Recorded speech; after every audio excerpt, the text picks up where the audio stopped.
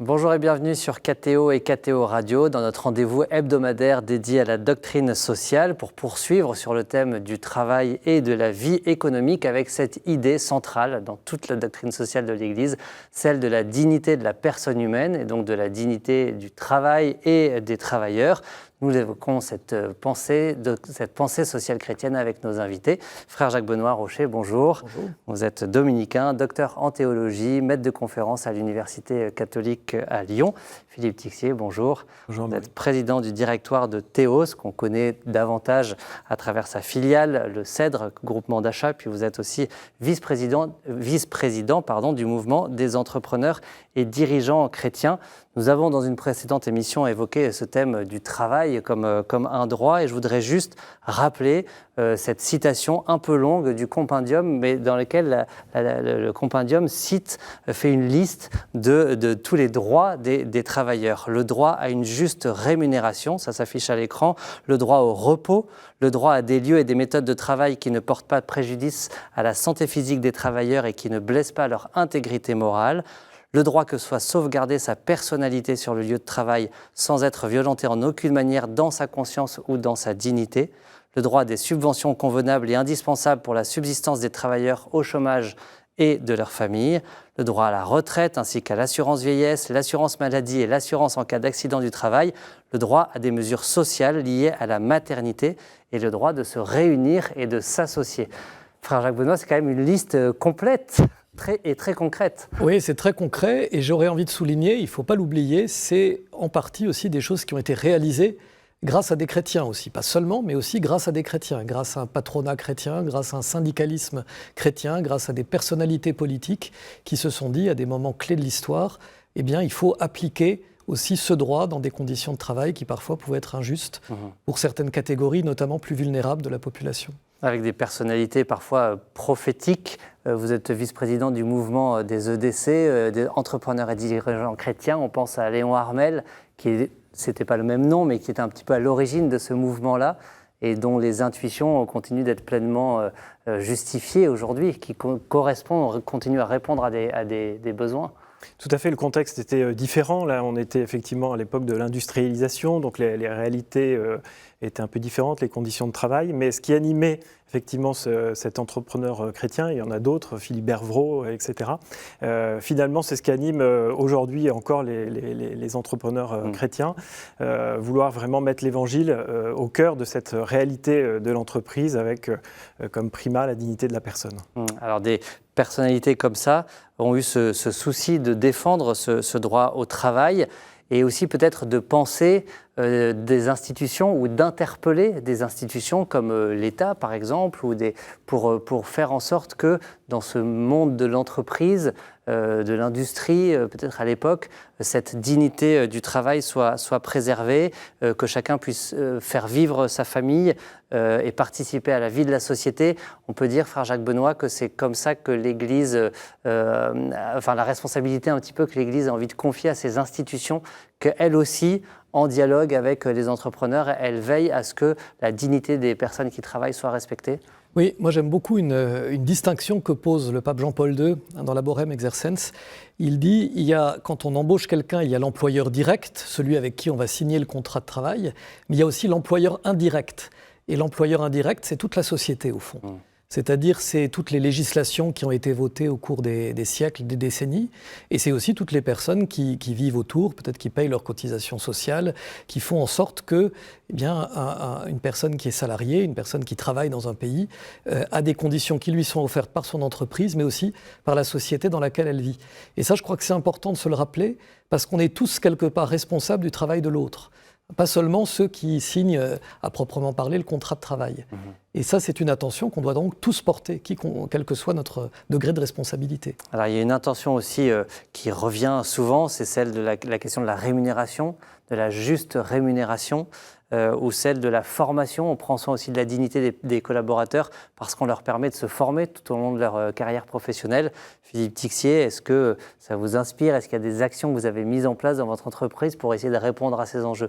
Par exemple, la question de la juste rémunération, comment on fait? Ou la question de cette formation proposée aux collaborateurs? Par exemple, sur la question de la formation, effectivement, on est très attentif à ça. Pour être très concret, aujourd'hui, on a un budget de 1 000 € par personne, à peu près, de formation, et les 2/3 de ce budget sont effectivement réservés à l'accompagnement professionnel des personnes, la professionnalisation des personnes, de telle manière à ce qu'elles soient toujours en situation d'employabilité. Nous, on est dans une zone rurale, le siège est à Paray-le-Monial, donc il faut aussi s'assurer, on n'est pas dans un bassin d'emploi extrêmement important, que la personne, si elle est amenée à quitter l'entreprise, elle puisse être en capacité de retrouver un emploi. Donc on ne fait pas ça pour que les personnes quittent l'entreprise, d'abord pour être au service de l'entreprise. Voilà, dans un monde qui évolue beaucoup aujourd'hui, la question de l'IA qui interpelle beaucoup sur les mutations en termes de métiers. Voilà, donc il faut accompagner tout ça. Et puis d'abord pour le bien des personnes, effectivement, les garder en situation d'employabilité. Parmi ces personnes à garder en situation d'employabilité, il y a une vigilance aussi pour des catégories de personnes peut-être plus fragiles, plus exposées, les personnes en situation de migration, le monde agricole aussi qui est quand même percuté de plein fouet par toutes les évolutions de la société. Puis dans des textes de la doctrine sociale, on trouve aussi une attention particulière pour la place des femmes dans le monde de l'entreprise, avec cette attention à ce que ce monde du travail puisse être aussi un lieu où est respectée la dignité de la femme et sa vocation propre. Frère Jacques Benoît, qu'est-ce que vous pouvez nous dire sur ces sujets, cette attention particulière de l'Église pour telle ou telle catégorie de personnes, pour que tous aient droit au travail? Oui, tout à fait. Ça, je crois que c'est important de le rappeler. Par exemple, vous l'évoquiez sur la question des migrants. Je crois que ça, c'est important aussi. On sait que le pape François avait beaucoup défendu la cause des migrants, mais ça vient directement de cette question de la dignité. On a le droit de travailler, et quand on n'a pas de travail dans son pays, eh bien, on a le droit de migrer, d'aller dans un autre pays. Ça, c'est une doctrine de l'Église constante, c'est pas une lubie du pape François. Je rebondis sur ce que vous dites sur les femmes, parce que je crois que c'est quelque chose qui est important. Il y a eu des textes de l'Église sur le sujet. Là, c'est peut-être mon côté un peu critique. J'aimerais bien qu'il y en ait un peu plus. Parce que je trouve qu'il faut aussi dire que c'est quelque chose de tout à fait positif aujourd'hui, que beaucoup de femmes puissent avoir accès évidemment à une activité professionnelle rémunérée depuis des décennies maintenant dans nos pays et de plus en plus ailleurs. Et évidemment, le grand chantier, le grand combat, c'est une égalité quand même de rémunération à diplôme, à niveau de responsabilité équivalent. Et là, j'aimerais parfois un peu plus entendre l'Église. Voilà, mais c'était ma partie un peu critique. Je vais vous la faire entendre sur juste un autre sujet que vous évoquiez juste avant aussi, une phrase dans le compendium au numéro 298 pour les personnes en situation de migration. Les institutions des pays d'accueil doivent veiller soigneusement à ce que ne se répande pas la tentation d'exploiter la main-d'œuvre étrangère en la privant des droits garantis aux travailleurs nationaux qui doivent être assurés à tous sans discrimination. Philippe Tixier, sur ces sujets aussi d'attention aux personnes, à ce qu'elles portent, à ce qu'elles vivent, aux difficultés peut-être aussi qu'elles rencontrent dans leur travail, quelle place donner au dialogue social, aux représentants du personnel, ce dialogue dans l'entreprise un petit peu au quotidien, comment on crée des espaces de dialogue pour que, de façon collective et comme une co-construction, chacun prenne soin ensemble de l'entreprise. Oui, alors il y a effectivement la réglementation qui nous demande par exemple d'avoir un CSE, mais l'entreprise peut être aussi à l'initiative d'idées nouvelles pour faciliter ce dialogue social. Nous par exemple on a créé une instance qui s'appelle le comité Pacte, qui est une instance paritaire où on a des collaborateurs, on a des personnes des ressources humaines, des personnes de la direction, des personnes du service méthode et organisation. Pacte, ça veut dire prévention, accompagnement, conditions de travail. Et donc les 3 missions de ce comité, c'est une mission préventive d'abord par rapport aux risques psychosociaux. Il y a aussi une mission curative, si effectivement il y a une personne qui est en difficulté dans l'entreprise, de pouvoir accompagner pour trouver les meilleurs dispositifs. Et puis il y a tout simplement une mission de dialogue pour effectivement à travers des indicateurs pouvoir rendre compte régulièrement à la direction de l'État, des collaborateurs, de leur bien-être au travail, etc. Il y a quelque chose que vous appelez les EDT aussi, les espaces de discussion sur le travail. Exactement. Alors ça, c'est pour favoriser justement la créativité, l'initiative des collaborateurs, pour aussi potentiellement apaiser des tensions, pour trouver des réponses à des problèmes, etc. On donne la possibilité, c'est dans le règlement intérieur de l'entreprise, aux équipes de faire une relecture de leur travail et effectivement de pouvoir progresser ensemble et donner vraiment la parole à chacun pour qu'ils puissent être contributeurs à un travail dans de meilleures conditions. Et ça bénéficie à l'entreprise, mais plus largement à toute la société. Je cite encore le compendium au paragraphe 305. En poursuivant leurs fins spécifiques au service du bien commun, les organisations syndicales contribuent à la construction de l'ordre social et de la solidarité et représentent donc un élément indispensable de la vie sociale. Frère Jacques Benoît, l'Église évoque aussi dans ses textes, bien sûr ce rôle des syndicats, on vient de l'évoquer dans cette phrase, mais aussi le droit de grève, par exemple, qui est vraiment présenté comme un ultime recours, avec cette invitation toujours, même pour les syndicats, à ne pas être dans un rapport de lutte, mais vraiment de construction, de prendre soin ensemble de l'entreprise qui nous est confiée. Oui, tout à fait. Et ça, je crois que c'est vraiment au cœur de la doctrine sociale. En 1931, le pape Pie XI écrit son encyclique Quadragesimo Anno. On est en plein dans la crise de 29 et ses conséquences. Et il redéfinit un peu ce que doit être justement une bonne définition du salaire, qui doit reposer sur 3 piliers. La négociation, évidemment, avec le salarié pour faire en sorte qu'il puisse subvenir à ses besoins et celui de sa famille, mais aussi l'état de l'entreprise.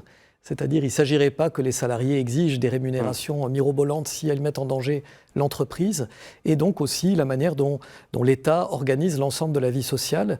Et tout ça avec une discussion qui peut avoir lieu entre les représentants des salariés, les syndicats donc, et puis les représentants du patronat. Donc oui, l'Église est pour le syndicalisme, très pour, elle a toujours soutenu ça, et puis parfois, oui, pour le droit de grève, quand effectivement les négociations n'ont pas pu avoir lieu. Ce qu'elle précise bien, que c'est en dernier recours, vous l'avez dit, mais ce qu'elle souhaite, c'est plutôt que les salariés se syndiquent, et donc des syndicats puissants qui puissent parler avec une voix forte.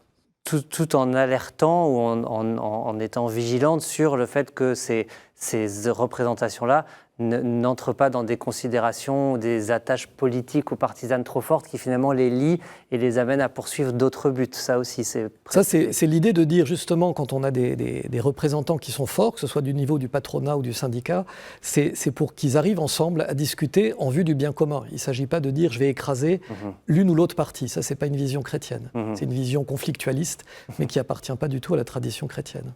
Merci beaucoup, frère Jacques Benoît, Philippe Tixier. Nous poursuivons notre échange la semaine prochaine. Rendez-vous sur ktotv.com et ktoradio.com pour réécouter et partager cette émission. Et puis, je vous invite aussi à relire un très beau texte du Concile Vatican II, on ne l'a pas encore évoqué, Gaudium et Spes, mais dans lequel il y a beaucoup aussi de considérations sur la vie économique et qui est riche d'enseignements. Bonne lecture, merci pour votre fidélité, à bientôt.